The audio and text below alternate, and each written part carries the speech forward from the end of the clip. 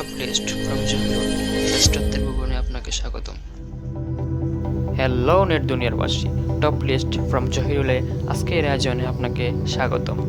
আমরা দৈনন্দিন জীবনে একটু আনন্দ বা সময় কাটানোর জন্য কিংবা পরিবার থেকে দূরে থাকা আপনজন, বন্ধুবান্ধব, ভাই বাদাদের সাথে যোগাযোগ রাখার জন্য কোনো না কোনো সোশ্যাল মিডিয়া ব্যবহার করে থাকি।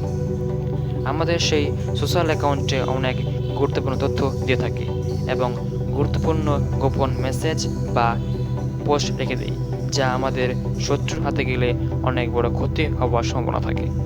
সেই তথ্যগুলি চুরি করার জন্য প্রতিনিয়ত শত্রুগুলো পেতে থাকে। তাই এই সমস্যার সমাধানের জন্য এবং বর্তমান আফগানিস্তানের পরিস্থিতি বিবেচনা করে সোশ্যাল মিডিয়া নিয়ে এলো নতুন সব নিয়মকানুন।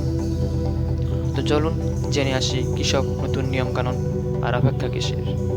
আর হ্যাঁ, আপনি যদি আমার চ্যানেলে নতুন হয়ে থাকেন তাহলে সাবস্ক্রাইব করে পাশে থাকা বেল আইকনটি বাজিয়ে দিন।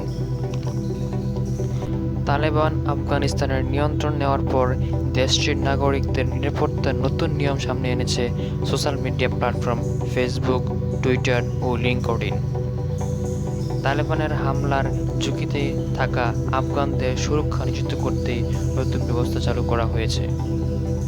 এক প্রতিবেদনে ব্রিটিশ সংবাদ মাধ্যম বিবিসি জানায়, আফগানিস্তানের ফেসবুক ব্যবহারকারীরা এখন অপরিচিত ব্যক্তিদের কাছ থেকে তাদের পোস্ট সুরক্ষিত রাখতে পারবেন।